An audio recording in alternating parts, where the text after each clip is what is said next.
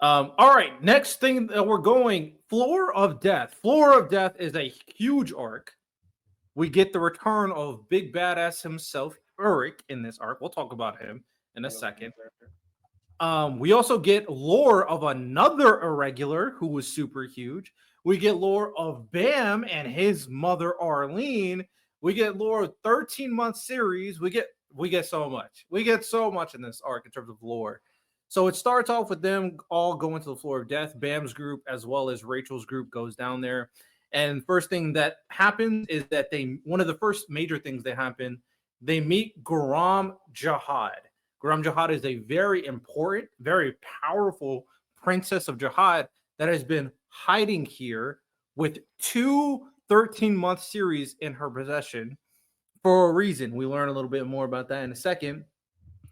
And the Guram starts telling Bam about himself. We learned that Pope Pedot Gaston proposed the princess system regarding the 13-month series. We learned that whoever collects all 13 will become Jihad's wife and also get the key that we were talking about earlier. And then we find out that the princes of Jihad always end up fighting and killing each other. And then one situation that was very important is that there was one woman named Jihad who stopped it, who was a direct line blood from two family members. So that means two family leaders. She was the child of both of them. What those families are, I don't think we were told, but she is elite blood, basically. I think the only female family leader is the Han leader, the with the fire and stuff like that. I feel like that's the only family head. Oh, I had no idea it was a woman. So you might be right. You might be right. Han and maybe someone else. I wonder who the other person was, though. Yeah, that I do not know.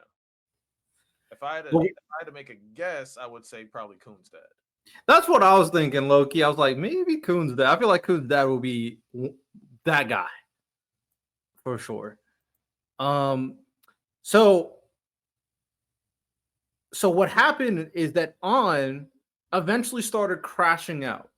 The reason why she started crashing out later on down, like years later, is she heard that Jihad orchestrated all of these infighting with the princesses because he's still in love with Bam's mom, Arlene Grace. Even that's a question. The Bam's mom stuff, we'll talk about that in a second. But basically what he did is that anytime a princess would possess more than one 13-month series, she would go crazy and start killing other princesses. And this is why nobody could ever collect all 13, because they would always go insane and start going on a killing spree. And when Anne heard this, that's why she started crashing out, because this entire system is fucked up because of Jihad. Or that's what he says is why he's doing this. Yeah, like you see, like they can barely handle two. They can't at all. Oh, and just to be clear, because I know I said because of him, so he will never fall in love with another woman because he still loves Arlene, Bam's mom. Just to clear that up, and he doesn't want anybody to go on floors higher than him. So this is all a ruse. So we find out what the 13-month series are for. We find out what the rules of the Princess of Jihad. What did you think when you heard this? It showed the sinister side, like another sinister side of Jihad, and it's almost like why is he going to these lengths to do what he's doing? Is it to like keep the families happy? Does he have like some type of ulterior motive? Uh, is he trying to like somehow get Bam's mom back in a way? Like what happened to Bam's mom? Things like that. So it also showed that like again like all the Jihad sisters, like all the Jihad princesses they're all pivotal, and it showed that also like and Dorsey has like a long ways to go. She has a Yeah, there's long way. levels. There's levels. Not even Yuri's even touching the levels that exist right now. But okay, so we learn about that, but that's not the only lore we learn in this situation. We learn about Arlene Grace. So Arlene is like Bam's mother, and the reason why I put quotation marks is because of how weird the situation is. So Arlene and used to travel with the family leaders before all of this existed. So it was Jihad, the family leaders, Arlene Grace, and one more person. His name was V. V, very important character, and this is the person that Arlene fell in love with. And this is Jihad's rival, basically, V. V was a warlord from a location called Luzlik, who the current head of Fug once served. So there's a connection between V and Fug as well. So Jihad stopped climbing the tower at some point. We don't know why yet, and became the ruler of the tower for some reason. V and Arlene eventually formed a faction to oppose Jihad for being this tyrannical ruler for some reason. And eventually, Arlene had a baby. Now, this baby, you would imagine, oh, this baby's Bam. Well, this baby was killed and murdered by Jihad. The baby died. Allegedly. So, huh? I said allegedly. Allegedly. Yeah, there's a lot of stuff that could not happen. But Jihad killed the baby, allegedly. Um, and the reason why this is so important is that you also know this. Jihad, Arlene, and all the family leaders, they're immortal. They can't die. And eventually, Arlene went insane after Jihad killed her baby. And then V killed himself because he's not immortal after watching Arlene go insane and told her to go back to the family leaders in Jihad. So Arlene went crazy.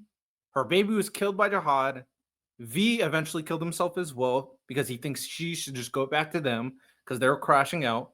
And then Arlene said she offered her child's body to the god on the outside, and that one day the child will return and save the tower. Based off the context clues, they're trying to make you believe that the god saved the baby, and that baby ended up being Bam. Now, this is all stuff that we were told from Garam, who learned this from Anne, I believed. So crazy lore dump regarding Bams and Arlene and all that stuff. What did you think when you heard all of this? Um, it gave it gave our our core wound for our antagonist, which I thought was probably the most important part. Like we know that like whatever is going on, a lot of it is to do with Jihad crashing out because he didn't get the girl. What's new? But we Fair. also see that like V was, I think, because they had mentioned that V was as strong as Jihad, and like he was also considered like the other leader. It's like they were Yeah. like partners. So it was like a 1A, 1B type situation.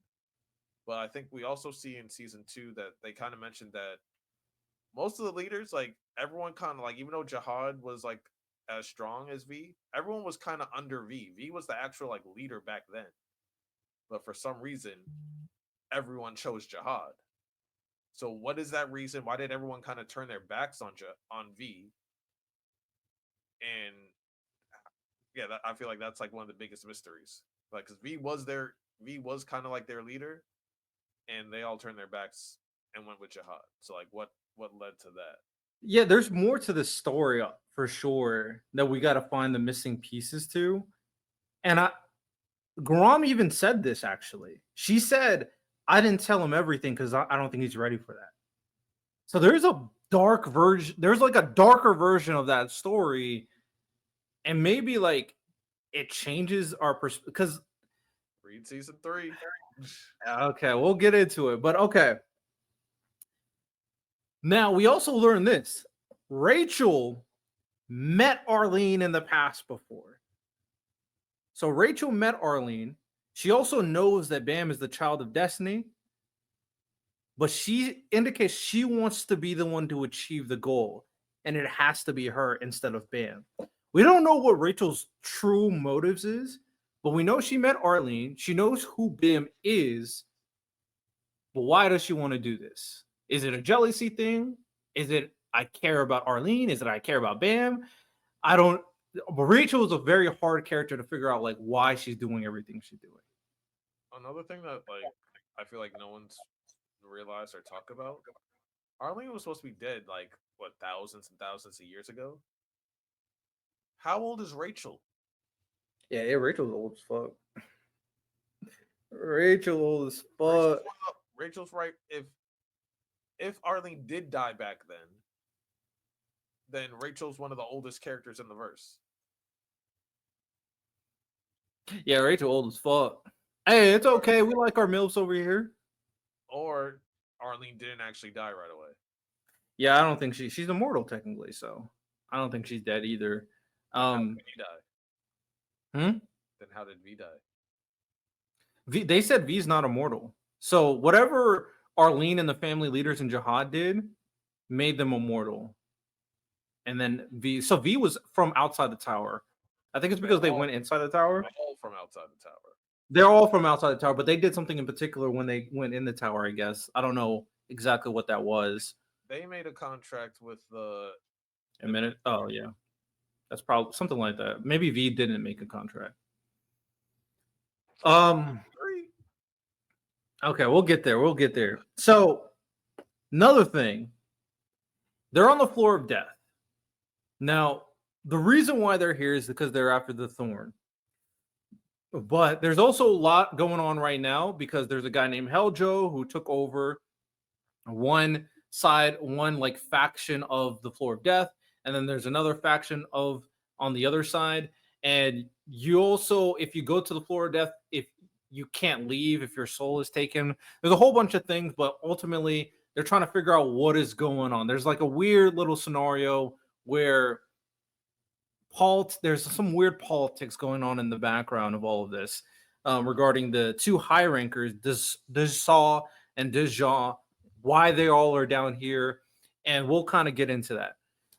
So kind of Karaka also tells Hoken about the souls of the floor of death, because all the souls are in this one room where someone like Hoken would love if he could take all of that. We also find out that Bam was born and raised in the floor of death with Arlene. So that was very interesting. And then I completely forgot this, and that's why I'm glad I reread it. So Bam was born and raised the floor of death. That is very important into why the floor of death is the way it was, because it wasn't like this before. The reason why it turned like this is because Enryu, who is a messenger of the god from outside the tower or something, showed up and turned the Shinsu red, and he was there to deliver the thorn to Bam. So Enryu is connected to Bam. Enryu, all the people in that area were all Jihad's followers and like there for a reason. Enryu gave them a choice to leave or die. They stayed. Enryu killed all of them, like basically all of them. And he also killed an administrator. Like administrators are supposed to be like gods. This man Enryu killed an administrator. 1v1. They're supposed to be able to control all the Senshu on that floor, which is basically a mini country. So they're basically the gods of that country. Like facts. So Enryu just no different one. So whoever Enryu is, whoever this god is, no idea. And they're connected to Arlene and Bam somehow. Also, no administrator has ever been killed before. Yes. Correct. So after Enryu killed this administrator, it left a thorn. That's a thorn they're all after. That's a thorn that Bam is trying to get. That's the thorn that Fug is trying to get. It also left a baby. Well, not really a baby, like a reincarnated version of that administrator, which Eric eventually found and he gave to Heljo. And that made Heljo like this freaking beast, elite level individual that was stronger than basically everybody there on that floor, because he technically had the power of an administrator at that point. We also learned that the Red Witch guides have to pass this floor for their pilgrimage. both the Red Witches and the Silver Dwarves have to go to certain locations. They have to go to the Floor of Death. Um, we also learned that Jihad killed any survivors because he didn't want info on Enryu to get out. So people who were there were left dying, and because of lack of food and aging, the high rankers, the Saw and the Jaw created a room of souls so people can live without aging, but the people there could not leave that place. So if they left, Jihad would kill them, and they couldn't get food, they couldn't get resources, so they took out their soul basically. And then that's when eventually Heljo, who wanted to fix all the stuff wrong with the society, Urich met him. Heljo used to be a good guy. That's why Urich gave him the administrator stuff. And then he was supposed to save everybody. But we'll talk about that a little bit later in terms of complacency. And that was a very interesting message that they pulled out there. And also, the guide's power did not work while they were there as well. There's a lot of limitations when you're in the floor of death, which is why it's called the floor of death. So a little background on all this stuff and Enryu and Jihad and the high rankers. What do you think about this? Henry was definitely uh a very interesting character, especially like how why is his Senshu so different? How is he able to do something that shouldn't be possible, like killing an administrator? And also what is his connection to Bam? So Yes. also kind of just again, he someone destroys a whole floor connected to Bam, also making it seem like Bam's not a good thing for the tower. Like Bam is, I might end up destroying the tower than saving it. But at the same time, you can argue that might be saving the tower at the same time. Um, yeah, the we everything that we find out connecting Bam and things like that, I thought were interesting. But I also feel that it's making it seem like Jihad, like there's a reason for why Jihad's doing what he's doing, and not all of it might be bad. That's what I'm thinking too. Like it, there's more to what why Jihad's doing what he's doing, and I'm so curious on what that is. Um, But eventually, later on, they're all doing their missions to try to free everybody, deal with Joe, what is going on. And we got a very interesting moment where Yuri has to fight, and she has to fight these people here because they can't die. The only way they could die is from Bam's abilities or from the 13-month series. Which real quick, So why is Bam's abilities always just like the ultimate negator? Like every time, like, oh, this is impossible. Bam, let me touch it. What? Oh, there's no way we can break. This is like the ultimate barrier or ultimate puzzle that can never be solved. Bam, let me touch it. Bam is really like At all. chosen. He is the answer to everything. I don't know what's going on with this kid, bro. He is the answer to everything. Makes no damn sense. So we had a moment where Yuri ignites both the weapons. So y'all heard what we said about it. What happens when it happens? Yuri thought she was hot shit. She thought she was her. She thought she was the main character. So she ignited both weapons and she went crazy, just like literally every princess ever.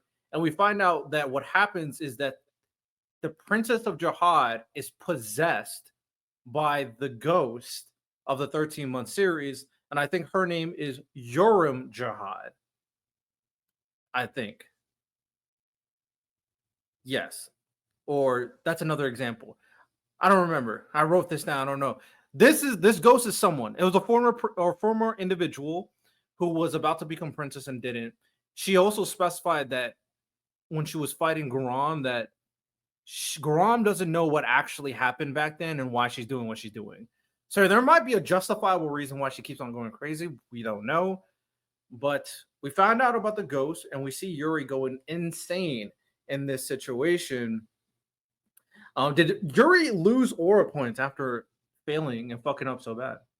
I don't think she lost aura points. I well, one it was like I think she held it together longer than like they originally thought that she even could. But and eventually she did get it together. Like they knew that like hey, when in doubt, bam it out. So yeah, I think it all worked out. But it did show that like she's not the number one badass. Yeah, it Like definitely. princesses. Like It, she's the one that we're probably gonna be rooting for, but she's not the strongest by any means. 100% agree. Yeah, the ghost of the 13th month has a real grudge. Yoram is Goram's twin sister, so she's the one who died. So I just mix up some names, and that she actually ignited as well, and the ghost took over her body. The ghost has a real grudge. We also get a returning character. How hype were you when that man, the myth, the legend, showed back up to Tower of God? Eric Manzino. Yo, I said it in our last show. Urk is basically like the Sinbad of this show. He's the other main character, uh, and he's Timothy. And I think it showed like it kind of showed that like no matter what, he's kind of like approaching. He's always got to approach things the same way.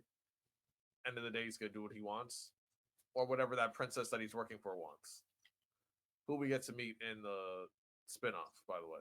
Um, and yeah, I feel that he's also just like Bam. He's like one of those cheat codes. That, like no matter what, he's like I can just punch my way out of this if I need to. If I don't want to have to do that. So like let's find another way. Or if it comes to it, I'll just win.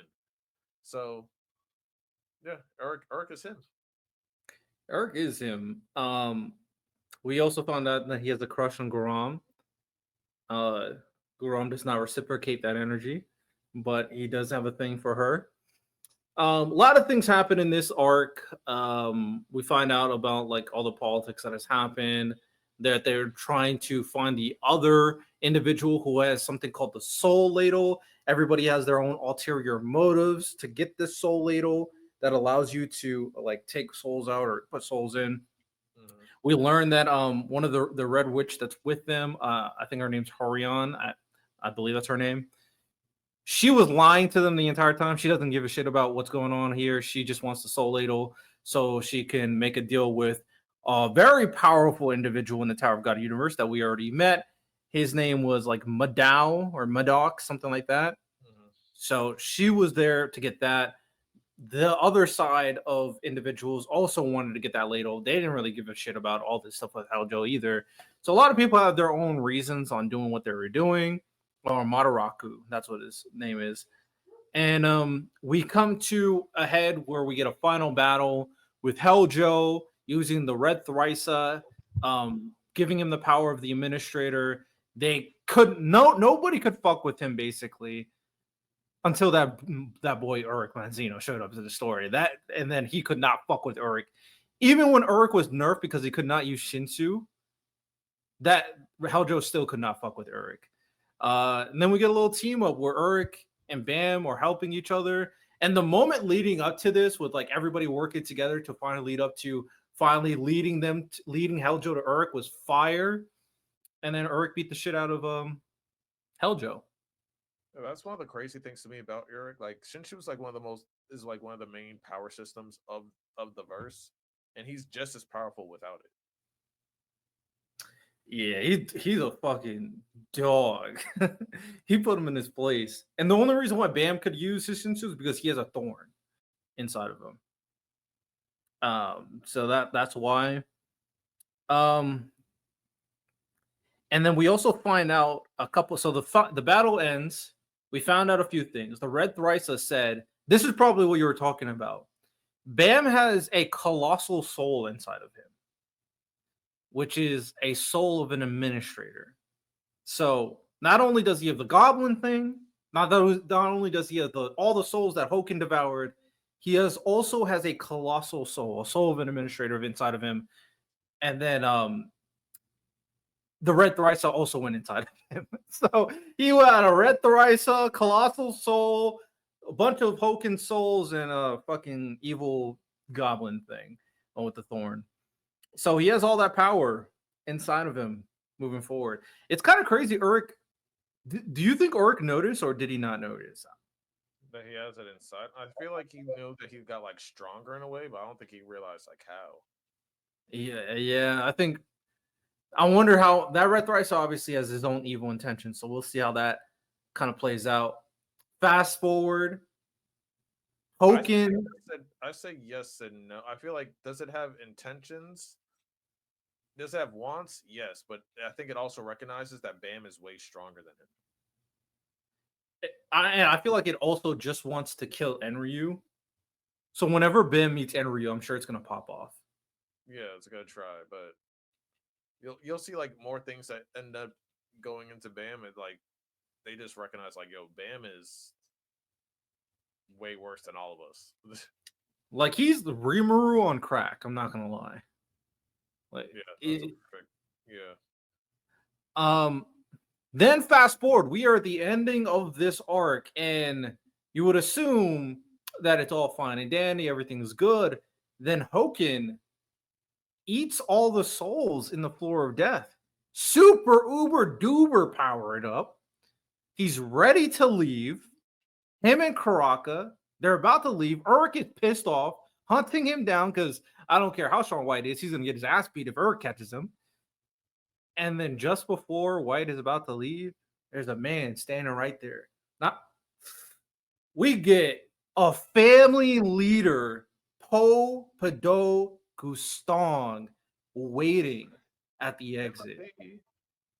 Now that was a Himothy moment for sure. So he was just standing there. Um, He still don't want before we smoke get, with Eric, by the way.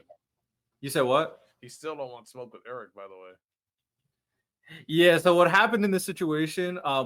Pobido did not stop Hoken. Hoken wanted it was going to try to leave. He couldn't. Hoken couldn't leave because the souls can't leave the floor of death. So all of that was for nothing. So eventually Hoken had to return the souls. Uruk eventually confronted Pobido as well, and then Uruk was ready for the smoke.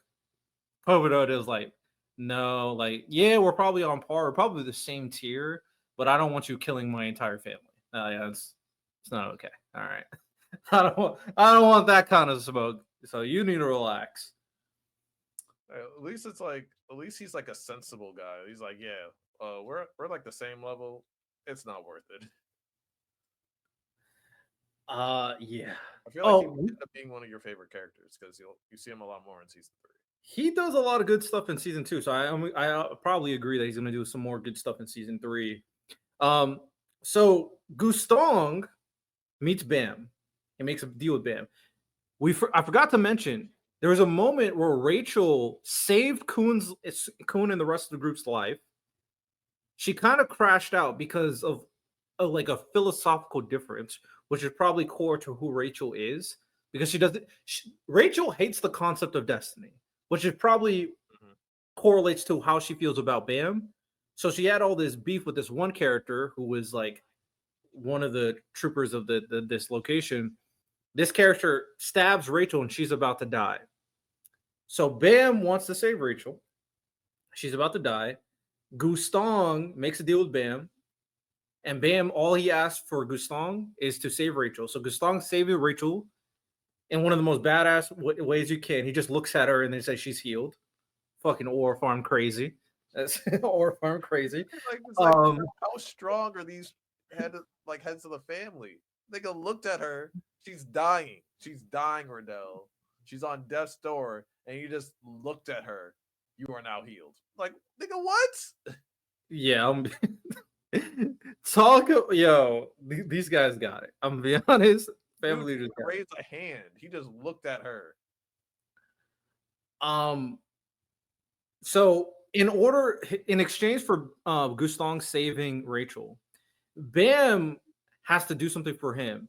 Bam has to go to the hidden floor, which is my favorite arc of this entire saga, the hidden floor arc, and then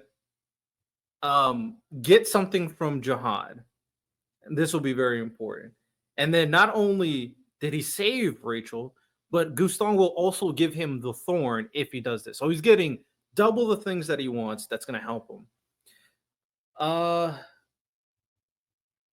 so we got that, and Gustong also gives Rachel something as well, a fucking deadly weapon that's attached to her that Gustong uses.